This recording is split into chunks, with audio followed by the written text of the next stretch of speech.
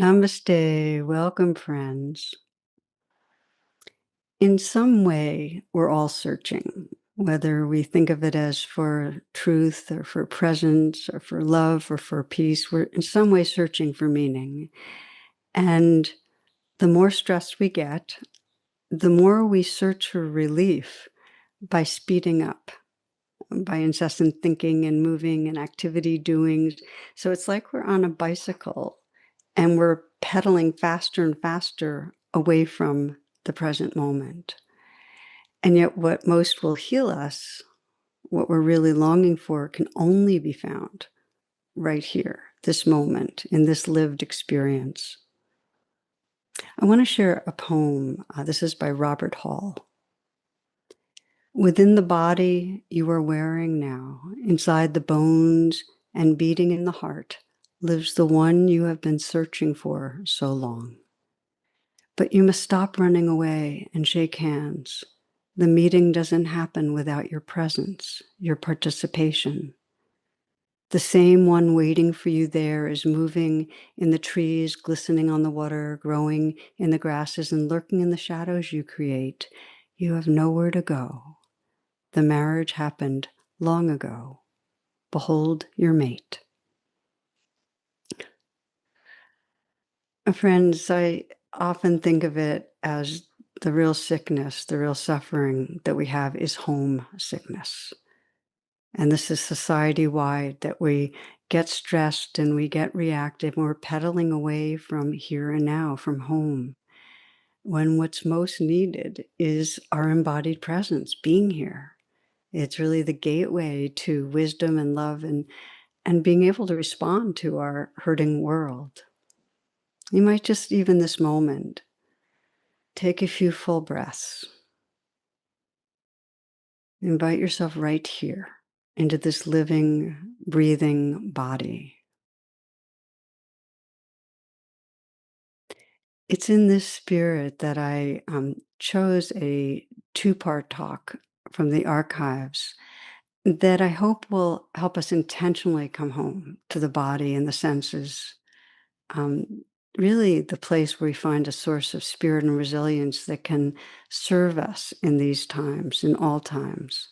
So I hope you enjoy these talks, and I'm right there with you in some deep way, inviting myself to shift from pedaling away from the present moment to arriving right here, right now. Thank you. One of the themes that is pretty much in every talk is about the power and preciousness of presence. And a few weeks back, I was reflecting on a way of describing this, and I was reflecting really in the shower as the weather was coming down. I was reflecting on really living from presence. And then I realized that I was slathering my hair with shaving cream. My first thought was, I'm never going to tell anyone this, I told Jonathan a little later, and he said it was a really good thing I didn't start shaving. So I share this with you because we all, every day, go into trance. And by trance, I mean our world shrinks and we're living in some circling thoughts that are taking us, we're time traveling in the future or the past. And our body usually gets tight as we're anticipating things that might go wrong. And we're just not in contact with our world. And in that virtual reality, we miss out. And we miss out really on the things that, if we did a kind of survey and I said, what do you most value? That's what we miss out on. We miss out on the real living feelings of love. Can't happen when we're in a virtual reality. We miss out on real creativity. We miss out on wisdom because wisdom comes from really contacting reality. And we're not fully alive. We're not in our bodies or our senses. I remember one art professor was described that she was talking to her daughter. Her daughter was 7, and her daughter asked her what she did. And she says, well, I teach people how to draw. And the little girl stared back at her, incredulous. And she says, you mean they forgot? You know? I so often think about how our bodies know how to draw and sing and dance, and our bodies know how to make love and how to give birth and how to die, how to mourn and how to celebrate. I mean, our bodies know. And we leave our bodies all the time, really regularly. Most of the day, we're trying to figure out something. Have you noticed how many moments we're trying to figure out? You know, it's like as if there's always some problem to solve, always, you know. And we're going around in that kind of planning, worrying mode, and in cyberspace. I mean, I sometimes it's just computing how many moments in front of a screen, and it's depressing. I mean, we're just hooked into something that's not this living reality. And what happens is it cuts us off from the quality of presence that's absolutely necessary if we're going to have empathy for others. It's absolutely necessary for that. If we're going to have any sense of compassion or connection or real wonder, it cuts us off. John O'Donohue is one of my favorite poets and philosophers, no longer alive. And one of the things he says is that our bodies know that they belong to life, to spirit. It's our minds that make our lives so homeless. Our minds that make our lives so homeless. So for this talk and the next, because I seem to never be able to cover everything I want to in one, we're going to be exploring embodied presence. Really how to wake up in these bodies and really how embodied presence is the gateway to the sacred. That if we want to really experience the mystery and the numinous and that which is beyond our thoughts, we have to be here awake through these bodies. And it's a really nice season to get embodied because, you know, we're turning into spring. So how about that we're here for it? Do you know what I mean? Like really here in our senses.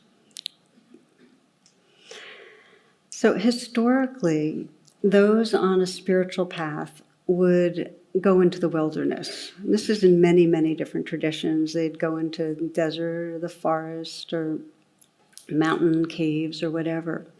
And the idea is, you know, to reconnect with the natural rhythms, true belonging that way.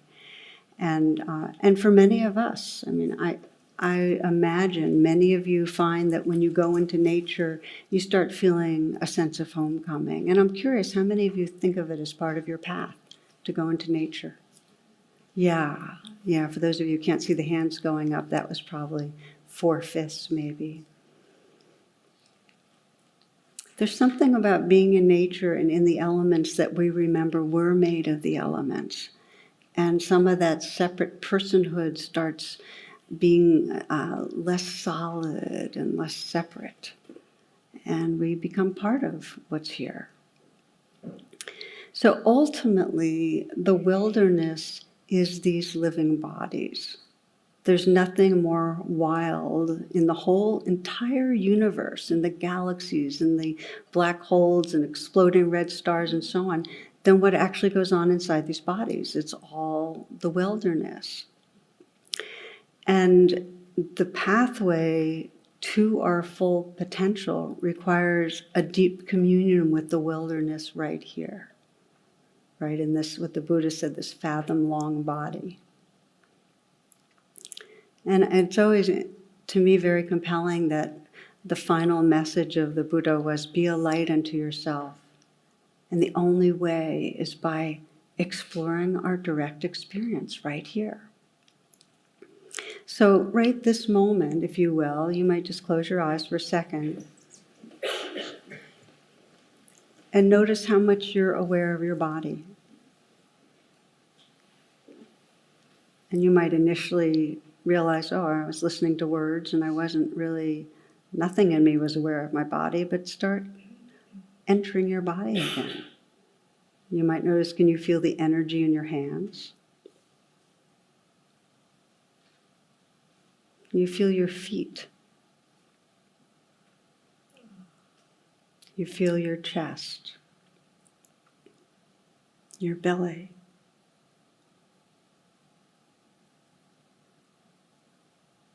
Where you're in your body today. Did you feel the air on your cheek at all? Or the feeling of the clothes on your body? Did you feel your breath at all today? Did you listen into the mood of your heart?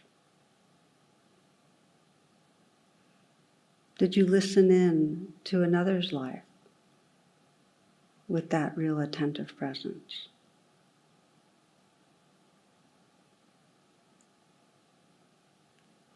One teacher advised, as his spiritual teaching, don't go far from the body. I'd like to invite you as you participate, because really we're participating in these talks, checking things out, to keep 80% of your attention, 90% of your attention in your body, and maybe 10% listening. And I promise you, you won't miss anything important. Promise. In fact, that's all I'm going to say tonight. Okay, so you can open your eyes if you'd like, but notice as you open your eyes that you can still feel your feet on the ground and feel the weight of your body on the chair, pressure, warmth, feel your hands, stay. A little exposure to meditation lets us know pretty much right away the challenge of staying awake in our bodies. If you've meditated at all, you'll know that we are very, very conditioned to exit over and over again. And the challenge for some people, it's simply, I just don't feel much from the neck down. I can't feel many sensations. And that might be because we've had trauma in our life or just because we're super mentally oriented. For some people, really, no, it's very hard to feel sensations at all. For others, they can touch, but they can't stay. Others stay a bit, but find all sorts of reactivity and judgment about what's going on. And some people try to get into their bodies and get overwhelmed and flooded and have a miserable time. So it's not so easy. And if you check, and I invite you to do it right now, again, just close your eyes. Ask yourself, what's between me and being at home in my body in this moment? At home in my body in this moment. And just check. Since you're entering the wilderness, what's it like? Maybe you notice that there's something intense or unpleasant.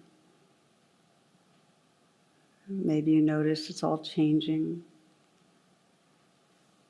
Maybe there's something really pleasant.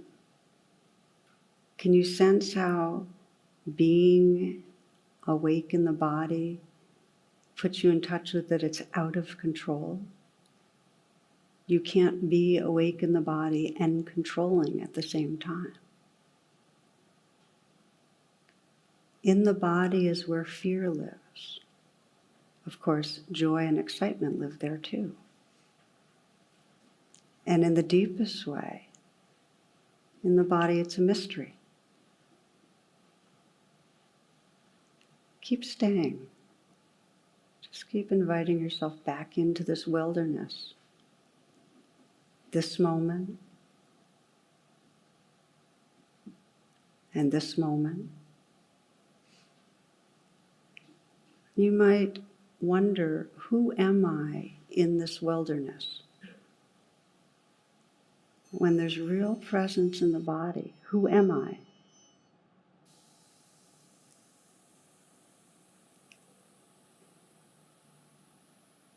And if there's a lot of presence, you'll find There's no real answer. Because when we're really present in the body, all the ideas about a self are no longer, we're not living in those anymore. Now you can open your eyes if you'd like, or you can keep your eyes closed. But what many people find when they start really investigating, sensing, well, what is between me and being at home in my body, is that it's pretty uncomfortable and disorienting because it's all out of control in there. It's like we have this mental control tower up here, and we're very used to living up here. But when we come down into the body, we can't control anything. And it can feel really off balance and scary. And basically the doing self is out of a job when we're embodied and present. Does that make sense? You just kind of look around a little. The doing self, okay, out of a job. It takes thinking to sustain a sense of self. And we like to hold on to that idea of a self. So one student decided, he was going to really practice embodied presence through the day. He was going to stay in his body, and he was monitoring and, kind of worked pretty well in the subway. He was able to do that. Walks into his office, he's feeling himself walking, stepping. First conversation, and he noticed that he's, off in his head, and that's fine. We have to think to be able to talk to him. But even when the conversation was over, he was still running things. He tried to come back. It was much harder. The next conversation, he was in the middle of the conversation when the other person was talking. He thought, well, I could be in my body now. But he realized that he felt too much anxiety. He was so used to preparing what he was going to say back. He couldn't stay in his body. We all do that. We continually leave so that we can control things, prepare for things, figure out. And here's the deal. We have to think a certain amount to successfully navigate our life. But we're addicted to it. We don't know how to push the button saying, okay, pause and be here. And as soon as we do, it feels vulnerable and agitating. Some of you might remember from James Joyce, Mr. Duffy lived a short distance from his body, okay? And that's us. We kind of move around, and we're up here in the control tower, and we're so habituated to it, you can sense it if you look back on today. How many moments did you spend embodied in your senses? Okay, so one very true and painful fact about our society and where it's going is that our children leave earlier and earlier. And now, statistically, they're indoors 5 to 6 hours a day behind a screen. One little story, a little boy proudly announced in kindergarten that their family cat has had kittens, and there were 3 males and 3 females. And the teacher said, well, how did you know? And the little boy said, well, my daddy turned them over and the label's on the bottom. And we can sense how much real connection with the outdoors, with nature. 50% less time outdoors than the prior generation. 50%. The obesity rate in children has tripled since the 1980s. And of course, adults are going the same way. So I'm bringing this up to say that dissociation from our body is unhealthy. It's happening a lot, and it's been happening through the evolution of our species. And if you go back and just track the major periods, and I find this so fascinating, hunter-gatherer, very embedded in nature. Agricultural, well, that's when humans started dominating nature and going by calendars and clocks and kind of being removed, planning and thinking and living on that calendar time and kind of being, I'm me and I'm controlling the show and this is nature out here. And then industrial evolution and that whole era, which still exists, of course, removed even more from natural rhythms. And then technology, which keeps us plugged in, as we started earlier, right into that screen. And of course, it's taking away a lot of the jobs that have more hands-on action because it's all artificial intelligence. Scary statistics, 35% of all jobs disappearing by 2034. So we're living more and more in a virtual world, and that's the way it's going anyway, but how do we stay embodied so we're still connected with our heart and our values and our senses as the world gets increasingly into cyberspace? And one of the things that is most important to be able to see is that the more we separate from our bodies, the more we're in the chronic thinking mode, in the virtual reality, the more the shadow masculine comes out, which is that we approach the world through domination, mastery, and control, residing mostly in our head, and that's, in a global way, what leads to not taking care of this earth, thinking the earth is ours to exploit, or thinking animals are ours to eat and causing torment, or thinking other humans are less than us and violating them. So if you imagine somebody's really awake in their bodies, how are they going to treat other bodies and other animals in the earth? With a lot more empathy. Bringing this into daily life, the moments that we're caught and lost in thinking and not in our bodies are moments when we're not able to be intimate with others. And I was thinking of myself a few weeks ago. I realized I was talking to my son, and as I was talking to him, I was deleting emails that I didn't need to deal with, and realized that I really, my attention was really fragmented, and I had to ask him what he was saying a couple of times. And I realized that my biggest regret when I die will probably be all the moments that I in some way multitasked and was caught up in my head rather than in my heart being with others.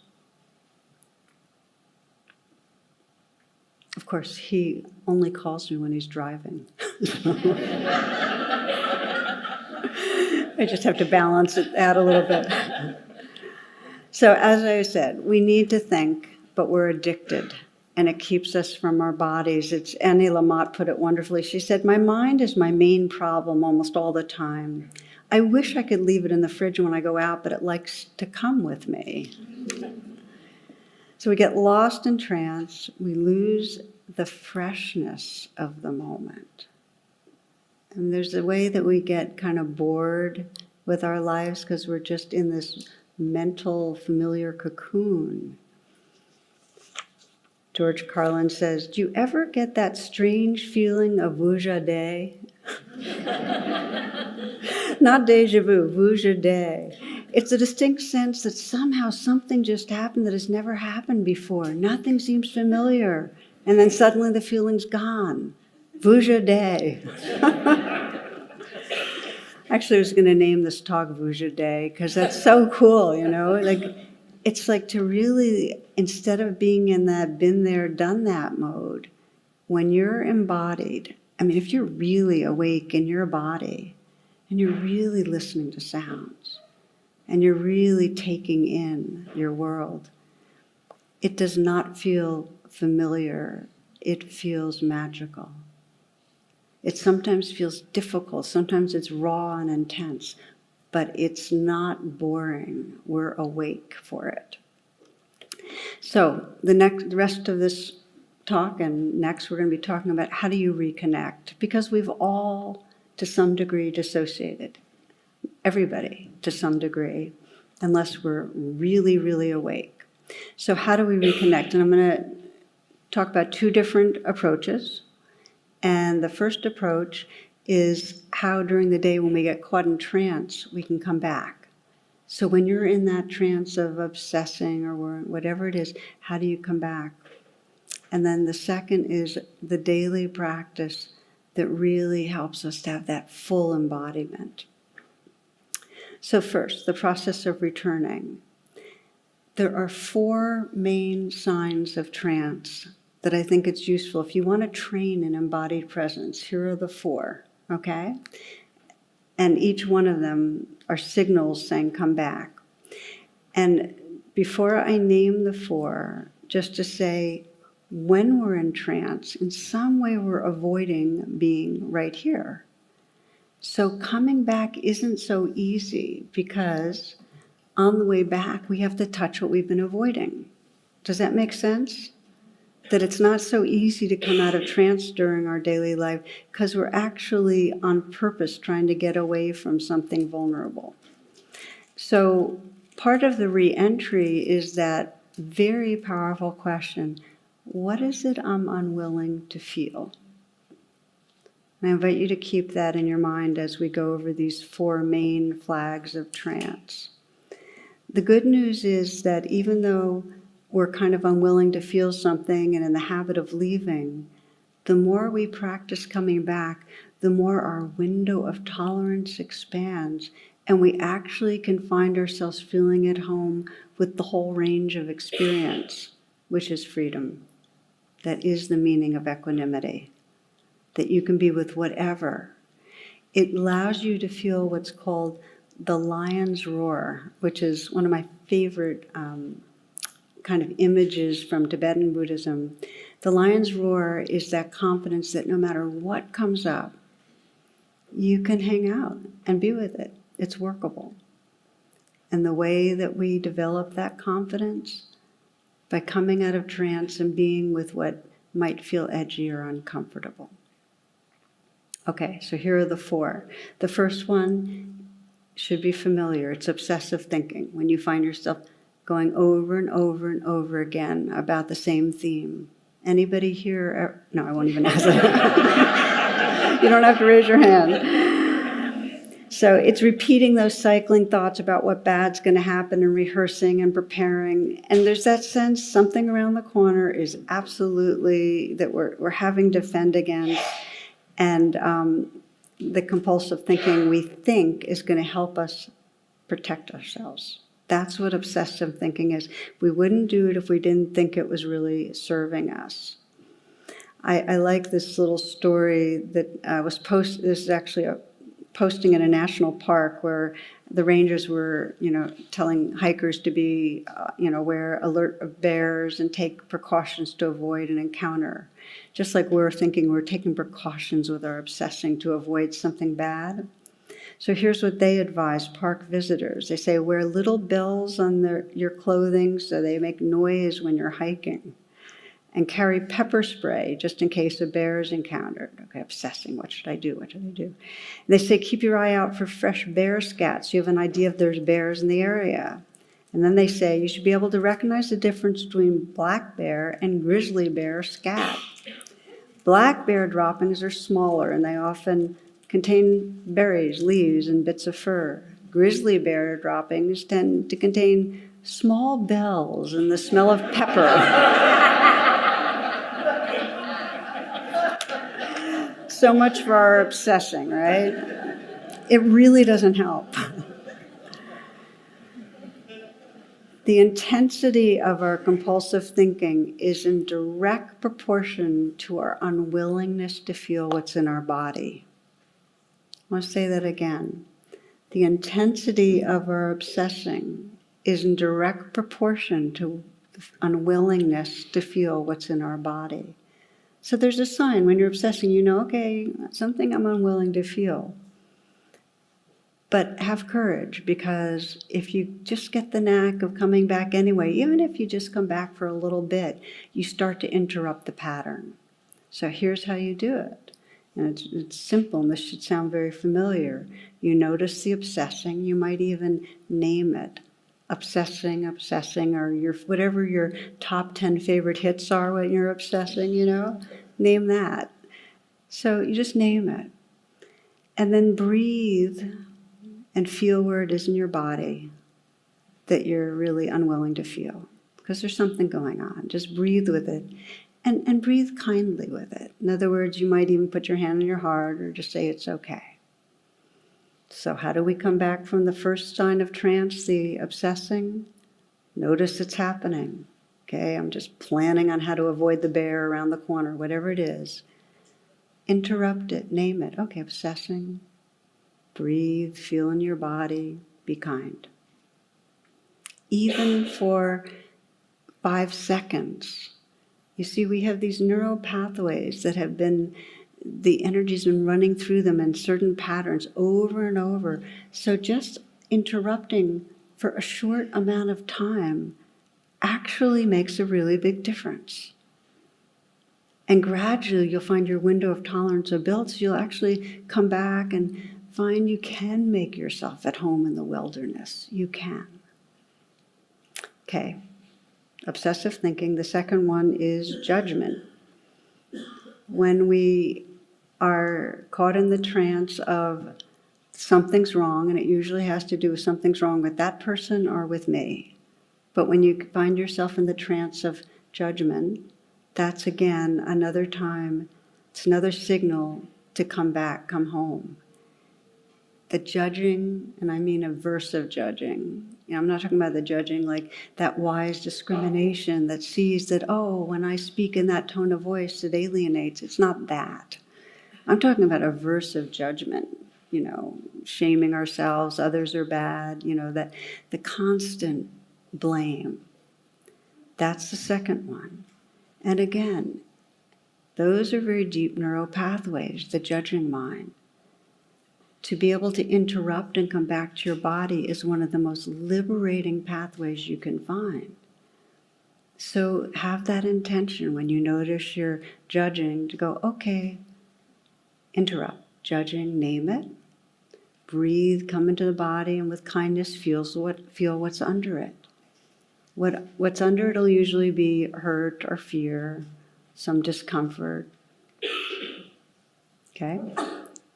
Okay, obsessive thinking, judging. The third of the trances is when we're caught in distracting ourselves, numbing ourselves, the kind of behaviors where we know we're trying to get away. And that could be food, drink, drugs. Okay, these are behaviors. And those are a trance too. I'm talking about overuse. There's a story I've always loved of a man and a woman in their living room, and he sang to her, if I ever, become a vegetable, just pull the plug, in which case she goes over the TV set and, yanks out the plug. And I love it because we know that if each of us is honest with ourselves, we know there are many moments that we're distracting ourselves to get away from boredom, discomfort, feelings of anxiety or angst or whatever. We just do. I mean, how many of us go online and do check our texts or emails or whatever when we know we really don't need to? Just that flinch, just to get away from the moment. So, what am I unwilling to feel? And I suggest, and this is there's a wonderful quote by Edward Tufte. He says there are only 2 industries which refer to their customers as users: drugs and computers. You can tell I have a bit of a thing about this. and I am part of it.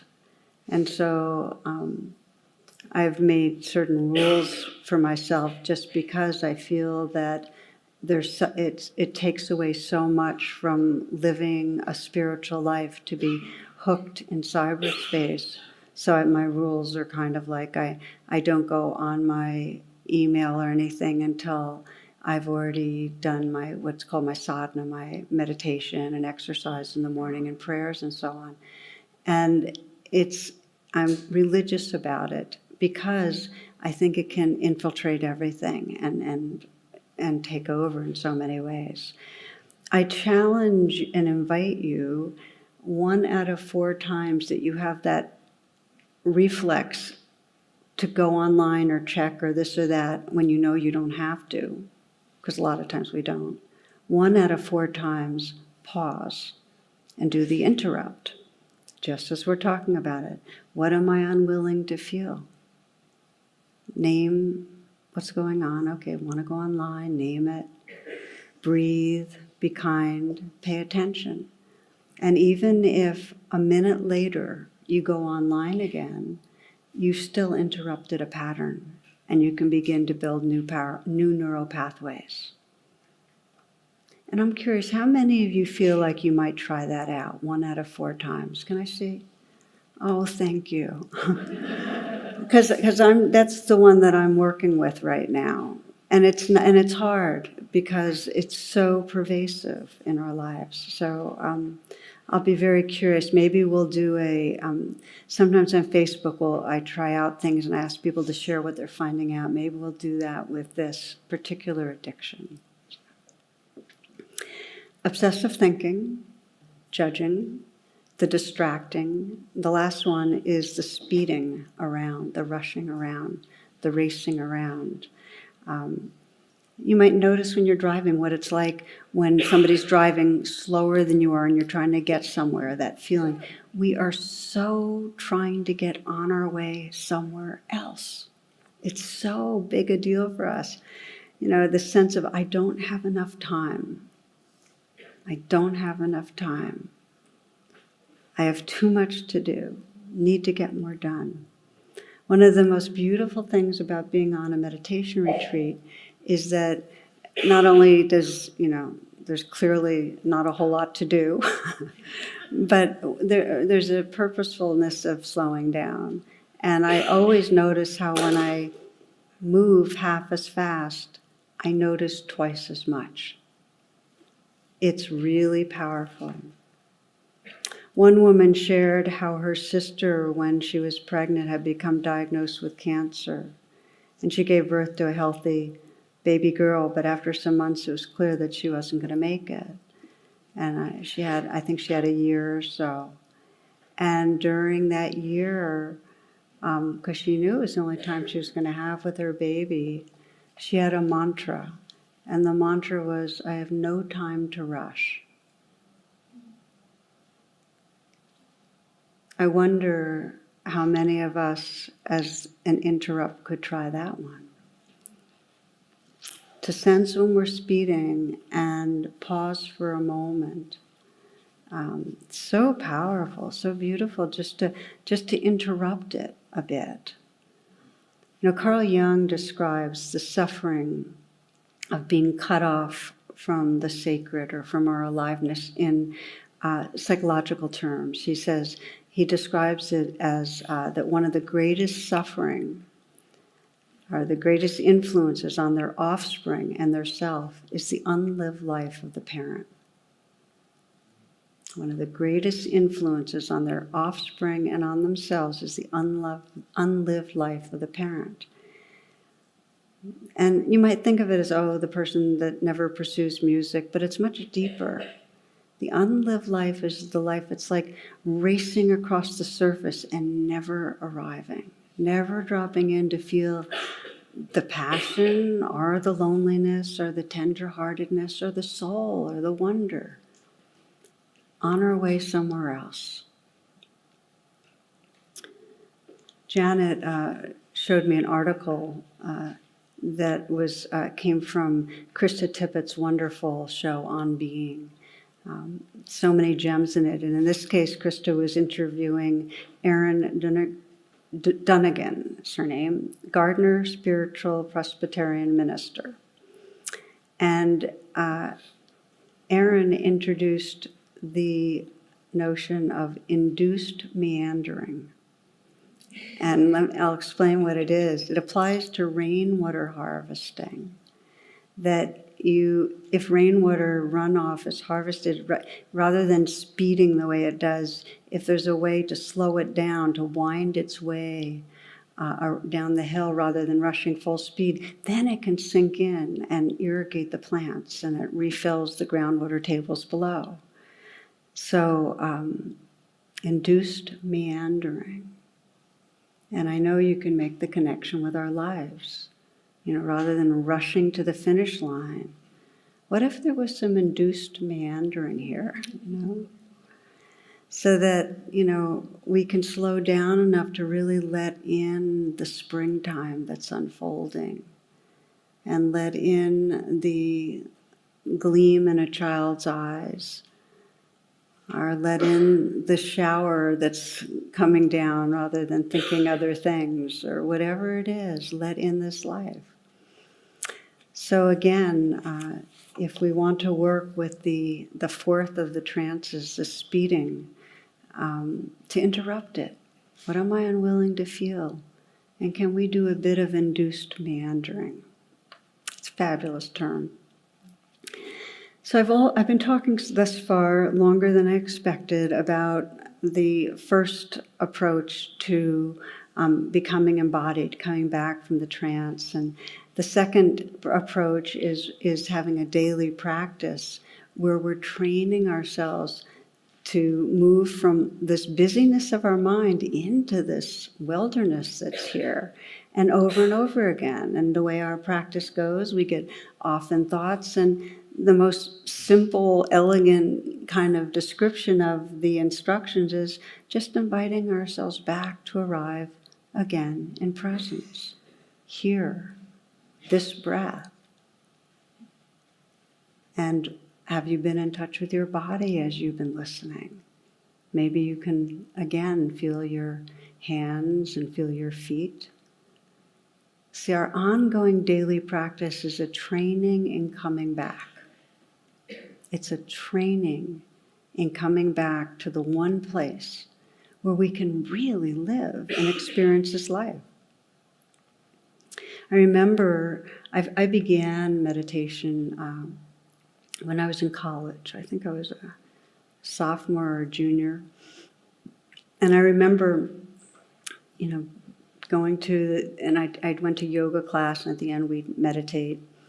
And I was feeling this mindful awareness of my body, and I walked out into, it was a spring night, and the air was filled with the fragrance of the fruit trees blossoming, and there's this gentle breeze on my skin, and my mind was quiet. And I realized that my mind and my body were in the same place at the same time. That life felt sacred. And that I hadn't had that experience before, my mind and my body in the same place at the same time. So that was now 47 years ago. And I can say to you that the most recurrent realization I have in meditation practice is the preciousness of coming back to this wilderness right here. That it really is the pathway to the sacred. From the poet Kabir, inside this clay jug there are canyons and pine mountains, and the maker of canyons and pine mountains, the God whom I love, is inside.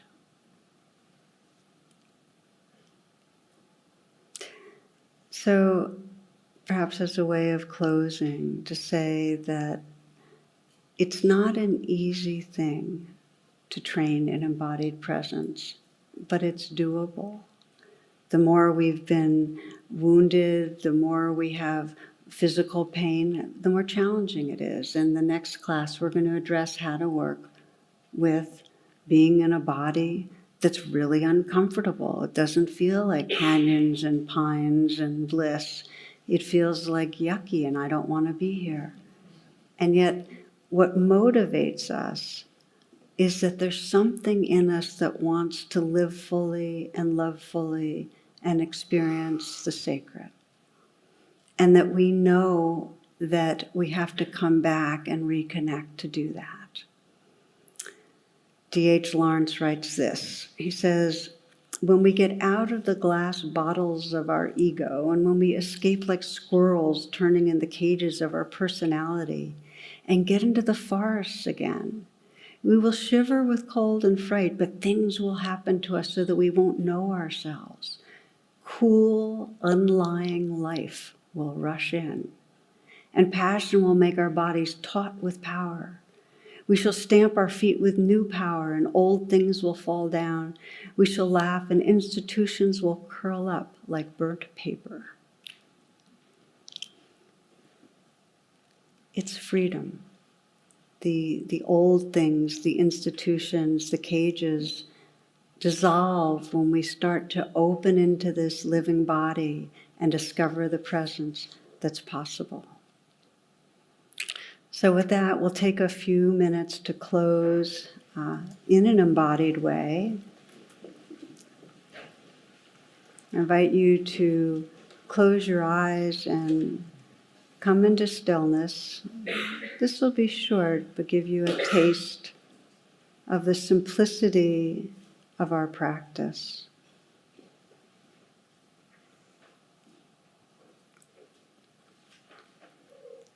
As you come into stillness, allow yourself to notice what's going on in your body.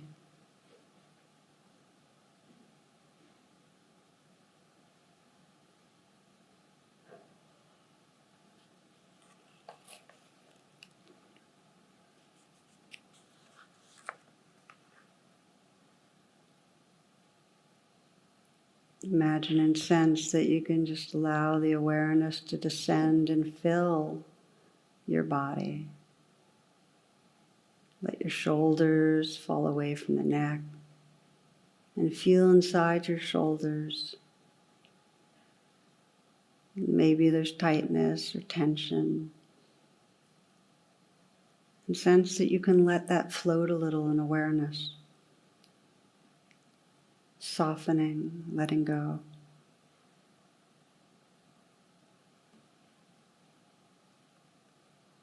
And let your awareness fill your hands. So you can feel your hands from the inside. And how much can you notice the tingling that's there, the vibrating? And sensing those sensations and that aliveness floating in awareness, floating in space. Let the chest be open. And see if you can let this next breath be received in a softening belly. This breath. And this breath. And again. Your body begins to wake up with awareness. The hands are still soft, the belly's soft.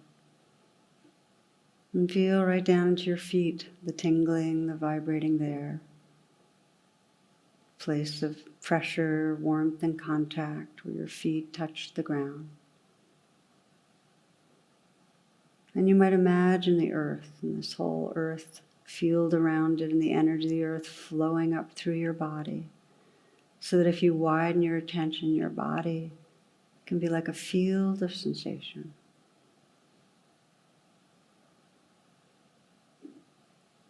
Tingling, vibrating, alive.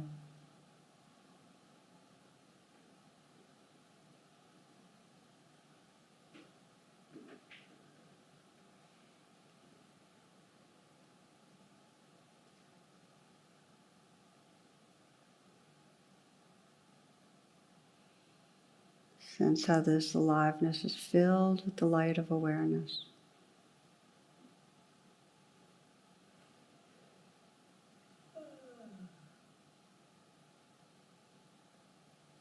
And sense how much you can relax and let go into the aliveness.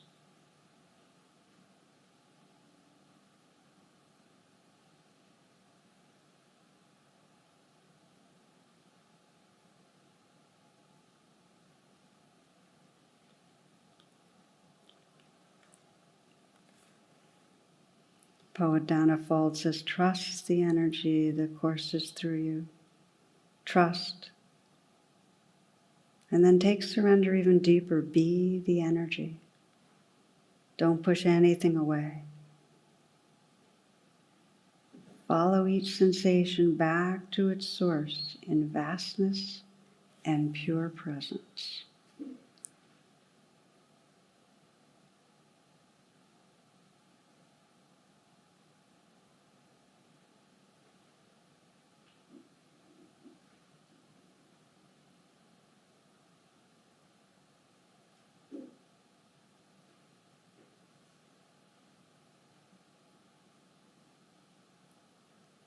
Our pathway is to make ourselves at home more and more in this wilderness, this aliveness, this portal to presence.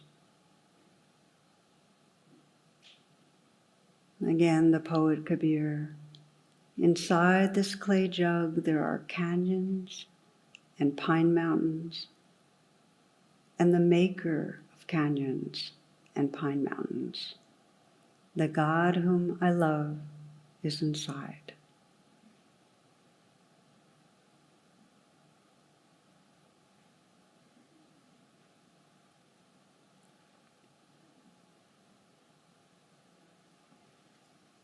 Namaste, and thank you for your presence and attention.